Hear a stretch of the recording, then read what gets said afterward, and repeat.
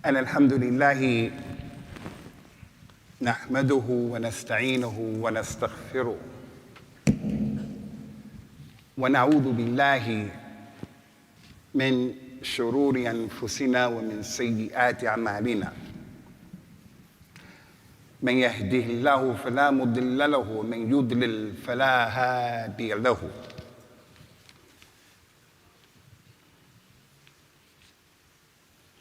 وأشهد أن لا إله إلا الله وحده لا شريك له وأشهد أن محمدًا عبده ورسوله صلوات الله وسلامه عليه تسليمًا كثيرا أما بعد فإن خير الكلام كلام الله وخير الهدى هدى رسول الله صلى الله عليه وسلم وشر الأمور محدثاتها وكل محدثة بدعة وكل بدعة ضلالة وكل ضلالة في النار. Last week in the Khutbatul Jum'ah, if you all remember, we were addressing you as community members, as brothers. إنما المؤمنون إخوة فأصلحوا بين أخويكم واتقوا الله. Verily the Muslims are brothers. The Muslims are brothers. So when brothers have a problem, then you have to get involved, then you have to make peace between your brothers in the hopes that Allah will have rahmah upon you. And we mentioned a number of ayat from the Qur'an about this issue. How we don't have the luxury when we know Muslims are having beef, they're not getting along, they're warring, they're not getting along. You don't have the luxury to sit on the sideline and not get involved. You have to make peace between your mother and your father, your aunties, your uncles, your cousins, your own brothers and sisters, your relatives. The people who are not your relatives, you have to make peace between them. You're not allowed to sit on the sideline and just let it go. We mentioned a number of ayat and a number of ahadith, and we told you from the takrar, the many adillah, the many ayat and the many ahadith goes to show that this issue is important. Because it was enough for Allah to mention one ayat. It was enough for Al-Mustafa Al-Mukhtar to mention one hadith, sallallahu alaihi wasallam. But there are a plethora, catalog of ayat and ahadith that were mentioned to show it's important. When there's drama going on between myself and Abu Abdurrahman, you guys have to get involved. From the ayat that we didn't bring is an ayat that we want to kickstart today's Khutbatul Jum'ah off with. And I got to be honest with you. Today is probably the most difficult khutbah that I've ever had to give. Because I want to get up here and I want to set this place on fire. I remember back a few years ago when the Muslims were shot in New Zealand and I came downstairs to find my wife crying. And I said, what's the matter? What's going on? She said, you got to look at the news. I looked at the news and I was shocked to see shaitan from the ins, far-right racist, devil, went into the places of worship of the people of La ilaha illallah and started shooting people in the head, inside the masjid and outside the masjid. And it wasn't enough. He went to another masjid and he shot people. I was so angry and I was so upset that I said to the people, I'm not giving the khutbah today, because if I give the khutbah today, I'm going to jail.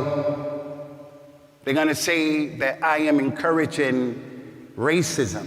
These devils are going to say that about me. Today, all of the collection of this masjid is going to go to our brothers in Palestine. And these shayateen will say, you supported terrorism because you want to help your brothers and your sisters. Back to the point, Akhi Hudayfa, I canceled the Jummah that day because I felt I was going to drop the ball. I was speaking emotionally because I was upset. And as a Muslim, I know that I have to curtail my emotions and I have to make my emotions in tune with the Kitab and the Sunnah, with the way the Salaf of this Ummah understood it. And I've been saying that here in this masjid for so long. What's my religion? Qala Allahu, qala Rasuluhu. That's my religion. And that the companions understood those two things in a particular way. So one time, when the companions were about to conquer Mecca, they were upset, they were mad, they had the numbers. They said, today is the day of shedding blood. We are gonna shred their meat. And they started talking about Hamza and Mus'ab ibn Umair and how they had been put out of Mecca and all of the zulm of the Zalimeen. And the companions, they all got involved. They said, yeah. Today is the day of al-Malhama. We're gonna shed their meat. The Nabi of Islam, sallallahu alaihi wasallam, that Allah said about him, وَمَا أَرْسَلْنَاكَ إِلَّا رَحْمَةً لِلْعَالَمِينَ. He said, what is this? What is this? What is this? مَا بُعِثْتُ بِهَذَا. I haven't been sent with this. What are you talking about? Stop talking like that. Stop talking like that. By talking like that, you're gonna give a bad example of the reality of my dawah and my religion. We are men. We're not women. We're men, we're not children. We're uqala, hukama. We don't fall into the hands of the mujrimeen.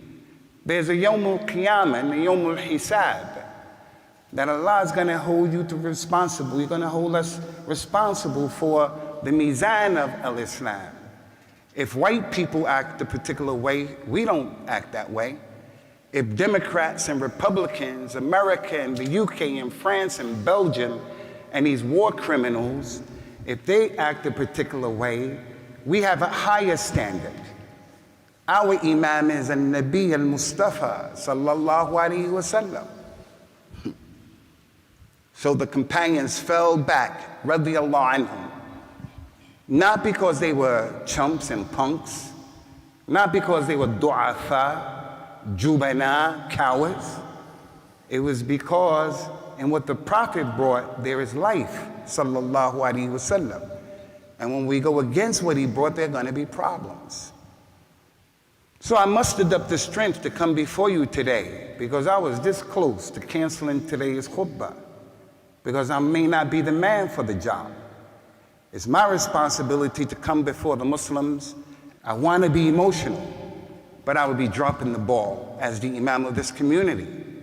I've been telling you and preaching all of this time, Kitab, Sunnah, and understanding of the Salaf of this Ummah. The companions went through a lot, ridwanullahi alayhim, and they came to the Prophet sallallahu alaihi wasallam when he was basking in the glow of the Kaaba. And I told you this hadith before.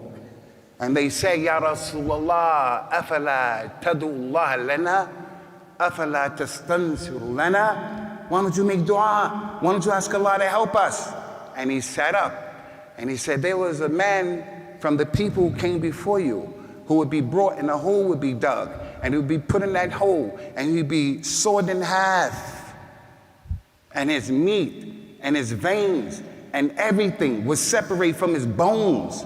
وَلَا يَسُدُّهُ ذَلِكَ عَنْ دِينِهِ. And that would not cause him to leave his deen. This is not the first time that this has happened in al-Islam. It's happened to our brothers from Afghanistan for many years. It's happened before with the Salaf of this Ummah. It happened even before that with the righteous people of the Qur'an and the Sunnah, the Ashab al-Ukhdud. All you have to do is go back and read about our religion. So I would not be a good imam, and I would not be on the way of the Salaf. I would not be true to what I call to, and that is, let's be men, uqala, hukama. One of the ayat that I did not read last week was from the many ayat, the statement of Allah Azza wa Jal, وَإِن طَائِفَتَانِ مِنَ الْمُؤْمِنِينَ اقْتَتَلُوا فَأَصْلِحُوا بَيْنَهُمَا فَإِن بَغَتْ إِحْدَاهُمَا عَلَى الْأُخْرَى فَقَاتِلُوا الَّتِي تَبْغِي حَتَّى تَفِيءَ إِلَى أَمْرِ اللَّهِ فإن فاءت فأصلحوا بينهما بالعدل وأقسطوا إن الله يحب المقسطين. If there are two Muslims who are fighting each other, then you Muslims get involved and make peace between your two Muslim brothers. And if one of the two goes overboard and he makes al-baghi bima'na al-kalima, no water, no electricity, kids are dying, blowing people up, causing buildings to fall on them. If one of your Muslim brothers make baghi against your other brother, then all of you get involved. All of you get involved and stop your Muslim brother from oppressing your collective brother. And do that with al-adl and with al-qist, justice, because Allah loves those who are just. That ayat told all of us to get involved. If one Muslim is having a problem with another Muslim, then everybody has to get involved. And then if one of them insists on going overboard, then everybody fight against the one who's your brother. So if the one who is oppressing your brother is a kafir bittifaq, and from the worst of the people in our theology, why would the question present itself? What should we be doing concerning our brothers in Palestine? What should we be doing concerning our sisters in Palestine and the babies in Palestine? What should we be doing? What we should be doing is, first of all, feeling that it's a religious responsibility that everybody here should be crying. Everybody here should be feeling sad. Everybody here, the light should switch off in your head that Yawmul Qiyamah is close.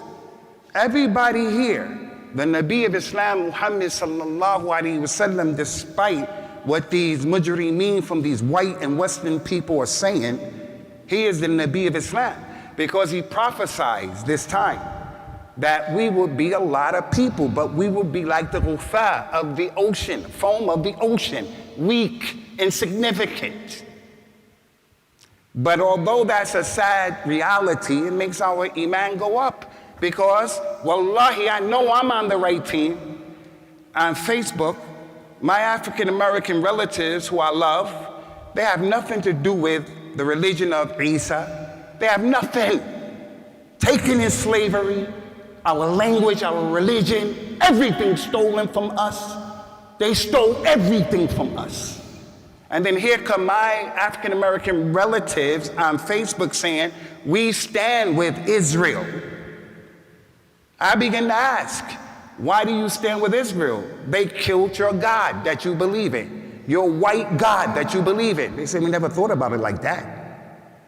Well, it's not about the God that they killed and they killed the God. It's about the land. The land. It's about the land. Well, how would you feel? How would you feel if someone who owned the land of our grandfather in North Carolina, someone came and said, this is our land before you, and he just took it from us and hit us all in the head and shot us and killed us?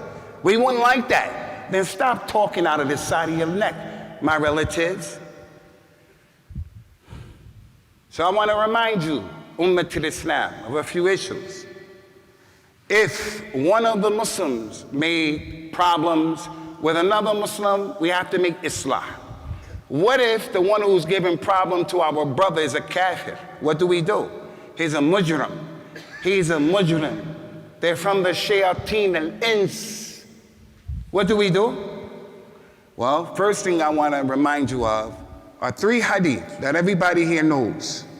The first hadith is, none of you truly believes till you love for your brother what you love for yourself.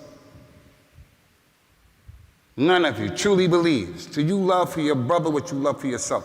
Sudanese in this masjid are dealing with something that's not too far in the distant future, in the past. Libyans here, Moroccans here, we all come together for that, and we make ourselves feel. Afghanistani people are here. Afghanistan people, they're here.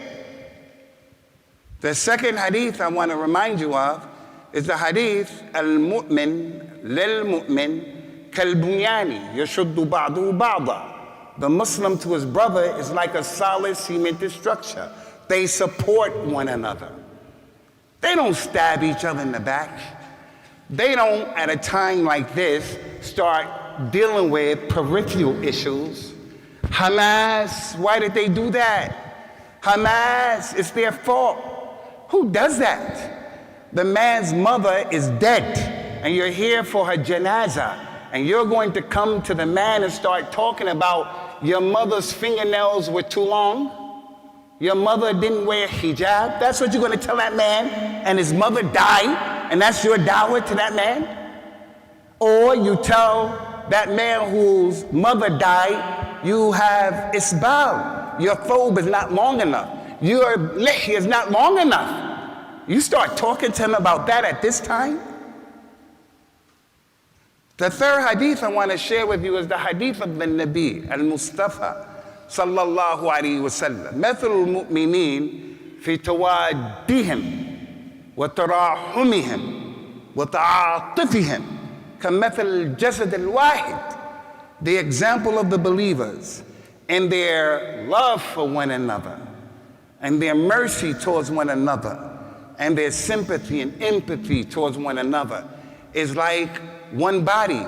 If a part of the body aches and all of the body suffers from sleeplessness and from fever. I gotta apologize to the Sha'b al-Falastini right now. I have to apologize. After apologizing that when I was growing up and I started giving dawah, whenever Hamas would do something, and I am not down with Hamas. I don't like Hamas's history. I don't like the politics of Hamas. I don't, and I haven't. And in the past, when Hamas would do something, and then the shayateen of the ins will come and destroy their people, and the innocent and the abriya, I used to blame Hamas, and I would say, you knew this was going to happen and you're bringing this on yourself. I was disconnected. I was disjointed. I never really knew that the Palestinian Sha'b were going through what they're going through all of these years. I never really knew that. I never, for some reason, looked into the issue to see that these people have been in open prison for 70 years. I never knew it. So I put myself in another man's position, and I know how I am as a person. My little baby, her name is Maymuna. I call her Maymuna, my Maymay. You know what I worry about when I'm not in Birmingham with that little baby girl? I worry about her picking up her little brother's small toy while she's crawling on the floor, because she can crawl now, and put it in her mouth and choking. La samahullah. I worry about her picking up some hair that comes from her sister or something, and it's just randomly on the floor, and she picks it up naturally and tries to swallow it. I call my wife and I call my kids and I say, keep things off of the floor from for that girl. My wife says, Abu, we make dua, we do the best that we can. Look at these children that we have that tajawazu, this marhala of khotora. We have other children who didn't swallow, didn't choke, but that's my wiswas. That's what I'm afraid for, Maymuna. I'm not afraid for a bomb being dropped on us. Right now, Friday, Jummah is not wajib upon Palestinians. You know why? Because they're being bombed. Because these people have gone in there to kill them. Jummah is not wajib upon them. The rain is about to come down, inshallah. I told the brothers, soon as you see the rain, I'm gonna stop. Here I'm worrying about the rain to stop, to have mercy upon you people. To have mercy upon you people. These people have no food. They have no electricity. They have no medicine. And they're innocent. So I want to ask you a question.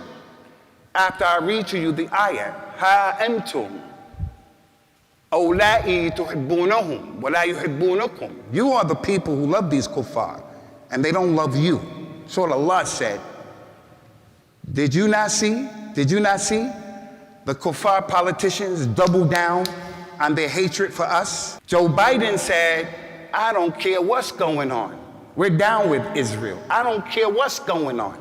These people you vote for, from the Republicans and the Democrats, and you vote for them. You do. And although from this minbar I said it's permissible to vote with conditions, but I would never vote for them. I want to change the issue from another way. I want to change the issue by telling the Muslims, if we get on our deen and our aqidah and tawheed and the sunnah, Allah will divinely protect us. I would never vote for these people who come to you after you voted for them and they tell you, we're going to do what we want to do against you. Let the opposition of the Muslims be LGBT community. If there were a bunch of LGBT community members over there, the press wouldn't deal with this like this.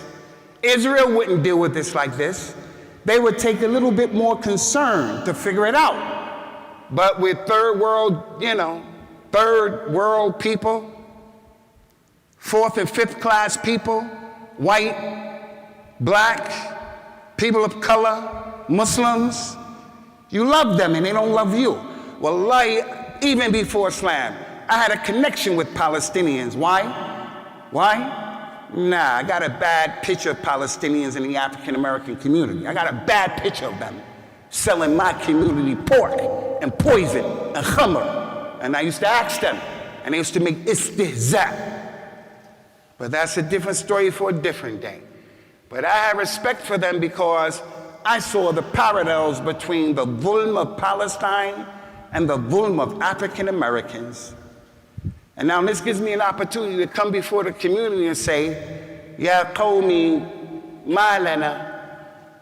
What's wrong with us? What's wrong with us? A few years ago, the war criminal, he's guilty of war crimes, George Bush. He said that there were weapons of mass destruction in Iraq. It was kadhib. And all of the reputable news media people put that out there because they have no ethics. Christians, Jews, Ahlul Kitab, Isa, Musa. Get out of here, man, and miss me with that stuff. People are capitalists, atheists. These people are agnostic. And then after that, so many things that they were telling us in this media. There was a Kuwaiti girl who was the daughter of a diplomat in Kuwait. She came out after Saddam Hussein did what he did. And she said, in the hospitals, the Iraqi soldiers went in and took babies out of incubators and they just left them to die. And the world got upset. And it lowered the insaniya in the people. And because of that narration of that girl, it made people numb. But it doesn't stop there, it never stops. Recently, they said 40 babies had their heads cut off, 40 babies. And these news media outlets, they ran that story. Why? Because the aftermath of what Hamas did, because they are hopeless. The aftermath of what Hamas did, because they're dying. These people were real when they said they want to change the landscape of the Middle East. They came and they decimated Gaza. As if there was an earthquake in Gaza. As if there was a flood in Gaza. Combined, wiped those people out. And the narration of the severed heads was kadhib. The lady, Shaheen, the Palestinian American lady, I gave a khutbah about that here. They put out that Hamas killed her. And then they found out that the Israeli Zionists shot that lady. But based upon the narration of Hamas did it, the world lowers their insaniya. So my question to you people, my question to you Muslims is, when are we going to understand? Until when are we going to understand? The sister who's downstairs right now and some of her hair comes out of her hijab, she has to feel this is her responsibility to put all her hair in her hijab. because that can be the point or the issue, that we get the nusra of Allah. You, Akhi Abdullah, me, praying our religion and practicing our religion, what can you do for the Muslims in Palestine? What can you do? You can give money that's going to be collected today, and don't fear they say that you're a terrorist. Don't be afraid to give money. They want to make us afraid. They want me to get afraid to get up here and to say what I know should be said. No, I'm not going to be emotional and let my emotions go. I'm going to stick with what I know to be the truth. You want to help the Muslims in Palestine? Let us make dua and sajda with ikhlas, that Allah Ta'ala deals with those people. Allah Azza wa Jal does not oppress His servants. He doesn't oppress them. What do you want to do? What can you do for Palestine? I'll tell you what you can do for Palestine. Some of you du'at. All I've been hearing from some people who claim that they're connected to the sunnah and to the way of the salaf, and it's kalamun farigh, and you're making us upset. All they can do is blame Hamas. Hamas, they are the part rulers of Palestine. They are part of the wulat of Palestine.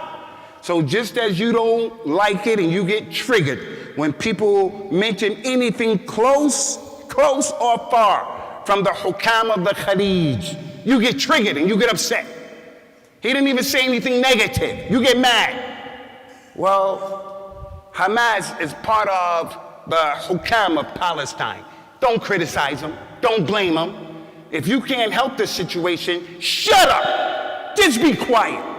Right now, the man is about to pray over his mother, and all you have to do is tell him he's not moving his finger correctly in salat.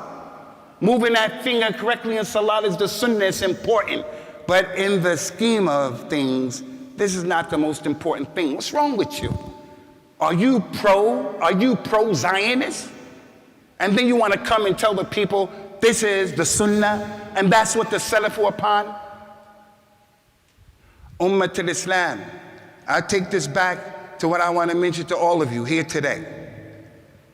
We all individually have a responsibility, and we have something to do with what's going on in Palestine. Our level of Islam, our application of Islam. Everybody who is sitting here, you know how you are with your wife, with your children. You know how you are with your Lord and the 5 prayers. You know how you are. We know what we're doing. If we do the right thing, Allah will divinely protect this ummah. But if we're all over the place, this one is cursing the companions, that one is worshiping Rasulullah, that one over here doesn't pray, that one over here, what do you expect? Allah Ta'ala la yukhliful mi'ad. He doesn't break His promise. And He promised this ummah, if you believe in me correctly and you do righteous deeds, I'll give you tamkeen in the earth. أقول قولي هذا واستغفر الله لي ولكم ونسأل الله تعالى التوفيق والسداد. أستغفر الله وأتوب إليه. اللهم لا تعذبنا بما يقوم به سفهاءنا ولا ظلمائنا. الحمد لله حمدا كثيرا وأشهد أن لا إله إلا الله وحده لا شريك له وأشهد أن محمدا عبده ورسوله. إخوتي في الله, I stand before you and I have al-iman al-yaqeen that Allah Azza wa Jalla is in charge of everything. White people, Westerners, black people, Chinese are not in charge of anything. Even if a fly were to take something from them, they can never retrieve it from the fly.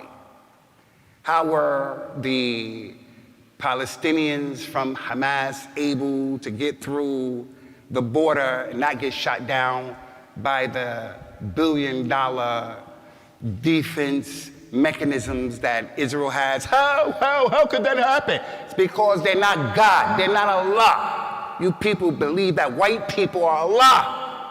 They have to know everything. Nothing can go under their nose. That's what we believe. That's from colonization. The same way those Palestinians are colonized right now. No food, no water, no electricity.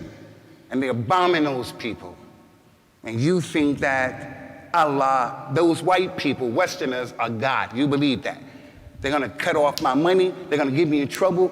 How could they not know? It's a conspiracy. It's not a conspiracy. It's a dalil. It's a dalil. They don't know everything. And if Allah wants something to happen, it's going to happen. Why it got to be a conspiracy? Isn't it easier for us just to say they don't know everything? They don't know everything. Ummah al-Islam, let us fear Allah Azza wa Jalla to the best of our ability. Today, Yawm al-Jum'ah, this is a pivotal time in our lives. Let us leave this masjid. Let us make salat with ikhlas, ikhlas, ikhlas. Asking Allah to destroy those people. We put our heads on that carpet and you bump your head on that carpet with ikhlas. Ask Allah Azza wa Jal with ikhlas. And when we go back, the message, and I'm done, the message here is, I'm Palestinian, wallahi. I'm a Muslim. I love the land of Palestine, like I love the land of Mecca and Medina. And I love the people of Palestine, like I love the people of Mecca and Medina. I'm a part of Palestine. I'm an African American. I didn't know anything about dates and Ramadan. But I love dates now, and dates in my house, because that's my religion. And I love this flag and the people of this flag. Not because I'm different. I speak on behalf of all of you. But in loving them, we just can't be people of Qur'an. We have to get ourselves together. A tawheed, a tawheed, a tawheed. You're making shirk with Allah, worshiping the Nabi, asking the people of the grave, fearing other than Allah. That compromises your situation and the Palestinian.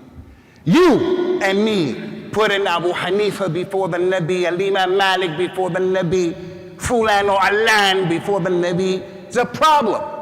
Put Rasulullah first. Put the Nabi first. You, me, understanding this religion how I want to, how your mother and your father said, a problem. Understand this religion the way Abu Bakr, Umar, Uthman, and Ali, and the rest of those companions understood it. That's the blueprint to success and for success.